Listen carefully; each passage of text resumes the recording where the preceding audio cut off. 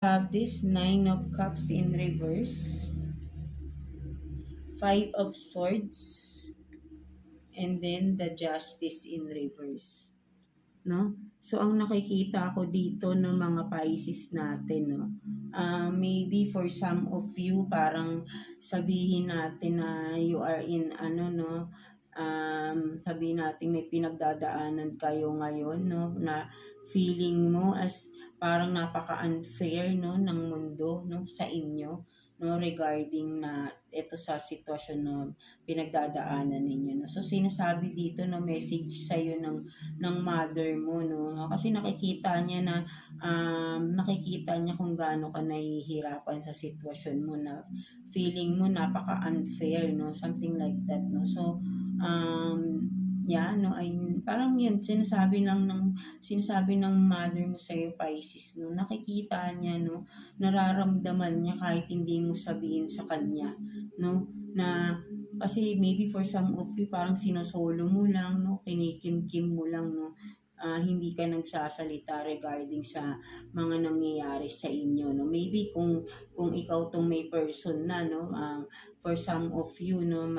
May person ka na mapang-abuso, no? So, but din na-observe ng mother mo yun, no? And yeah, no? Parang nakikita ko din dito, no? Gusto ng mother mo na ah, para magkaroon ng justice sa'yo, magsalita ka.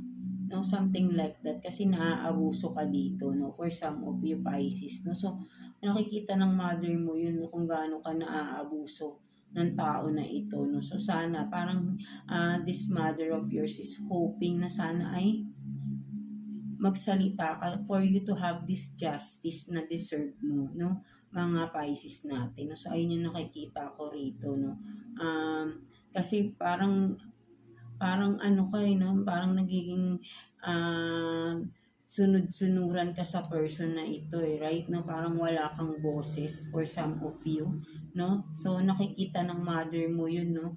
At sana no, ikaw lang din kasi ang makakagawa ng paraan para makaalis ka sa sitwasyon na to or makamit mo yung deserve mong justice para sa iyo, no, kung ano man ito, right? No, ang gusto ng mother mo dito, no, mag-stand up ka para sa sarili mo, no, idepensa mo yung sarili mo, wag mong hayaang abusuhin ka ng abusuhin ng tao na ito, no, Pisces. So, ayun yung nakikita ko ng message ng mother mo sa'yo.